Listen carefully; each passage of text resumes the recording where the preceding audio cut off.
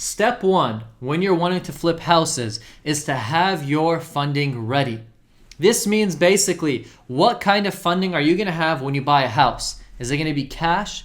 Is it a hard money lender? Is it a private lender? Is it going to be a bank? Is it going to be a traditional route? Which way are you going? Is it going to be a partnership? You have to determine that because this is going to help you on how you approach your deals. For example, if you have a hard money lender, do you qualify? How fast is the process? When should you request it? Should you say, I want to get the loan today, but you still haven't found the house, or should you do it later? That's exactly why you need to know what funding you're going to have. For example, me, I had cash when I was flipping houses at 18 years old. How?